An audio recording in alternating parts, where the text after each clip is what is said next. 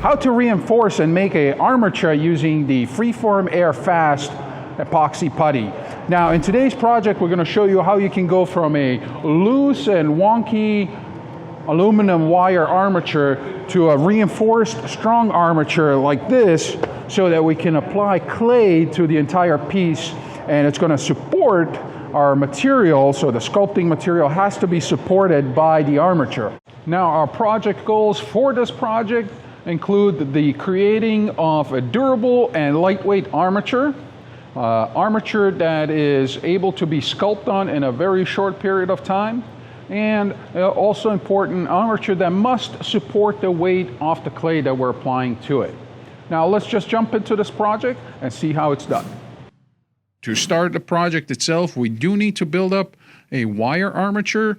This is a 10 gauge aluminum wire that is available for purchase either online or at a good hardware store. And I'm simply going to twist these together to build a basic frame of a human skeleton. So here you can see I formed the legs, the spine, and the shoulders. And then I'm going to use a little bit more wire to create the head and the arms themselves. So I'm already forming the skeleton out of the wire in a specific shape and stance. For this project, we are using the Freeform Air Fast epoxy dough. Now, as the name says, this is a epoxy, so it's nice and strong. It is lightweight, so nice and lightweight, and most importantly, it's fast setting. Now, if you're not familiar with the material, I strongly suggest you read the technical bulletin.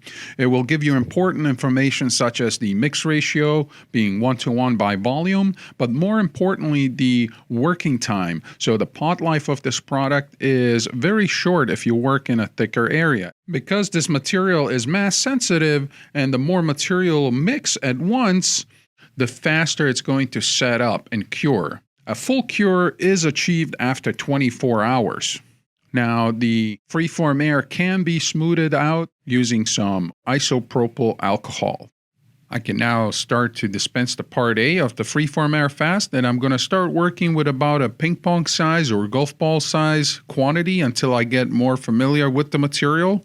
Keep in mind it has an extremely short pot life.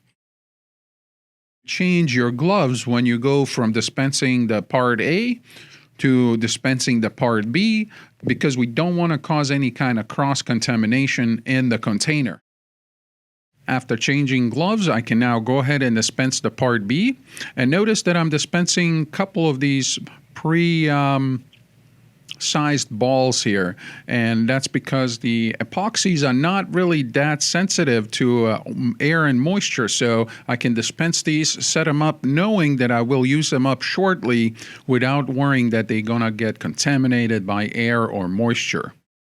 To mix the freeform air fast, I'm simply gonna knead it basically like you would do bread, and we're gonna fold it onto itself. Keep in mind to work fast. This is a fast setting material. Don't delay. And continue doing this until you see no striation of the gray or the white material. And here at the end, I'm going to flatten it out just to extend the working time a little bit. Keep in mind, less mass, the more working time you're going to have. Now, when I do need more working time, what I like to do is actually roll the material out. So I will sandwich it between two pieces of aluminum foil and then use a rolling pin to flatten the material. This is going to give me more working time because the mass and the thin section, it's going to cure slower. Also, keep in mind that pre-wetting the surfaces with a little bit of water will help create a better bond between the freeform air to the aluminum. Now remember, don't delay at this point. You want to start applying the material to the work that you're doing immediately, because it will set up really fast. And here I'm just applying the material to the lower legs, the calves. The freeform air fast can be smoothened out with a little bit of isopropyl alcohol from a spritzer bottle while it's still in its working time or pot life. Now I applied the legs, the main muscles for the legs, and I'm going to mix the next batch. You notice I didn't mix a large batch and just have it sitting. I'm mixing smaller batches so that I'm actually able to work the material before it sets up.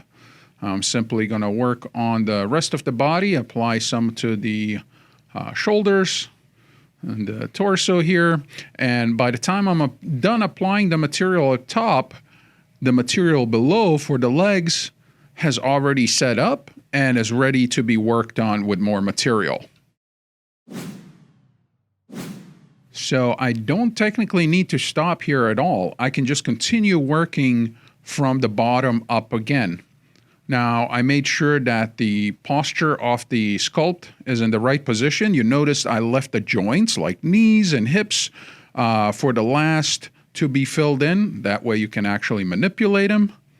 And here now I'm closing up those gaps with some more freeform air. Now I'm simply going to continue working the model all the way up until I build up a good base over the entire armature. The material is now allowed to cure for 45 minutes, at which point it becomes ready to be handled, and we can start applying the clay to it. I don't have to wait for a full cure time before actually continuing on with my project.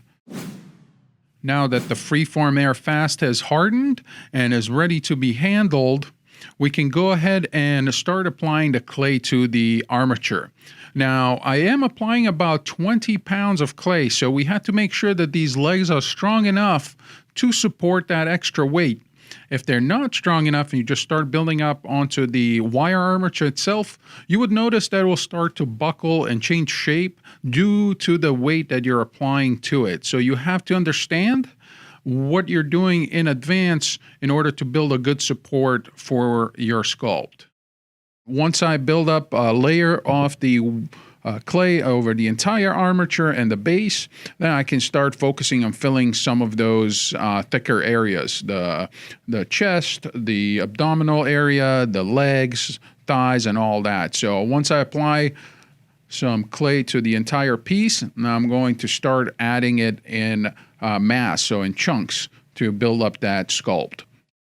Now keep in mind that I was able to start the sculpt from beginning, from zero, from an armature, to complete buildup of the main body mass within probably an hour and a half that it took me.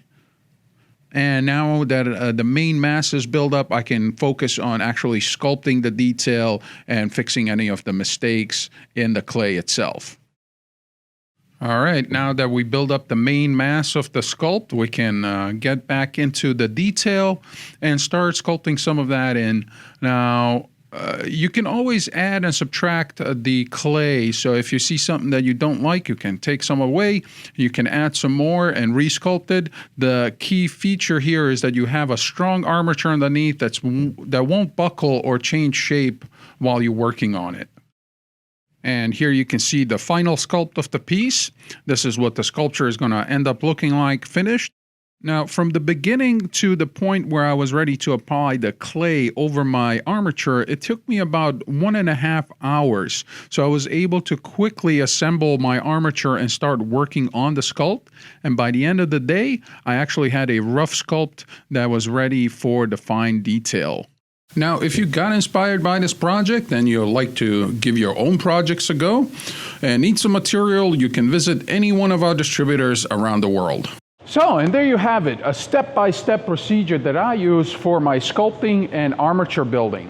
Now remember, by using the right material, we were able to achieve our project goals of creating a durable and lightweight armature, an armature that's able to be sculpted on and worked on within a very short period of time, and we were able to create an armature that's strong enough to support the clay that we're adding onto it.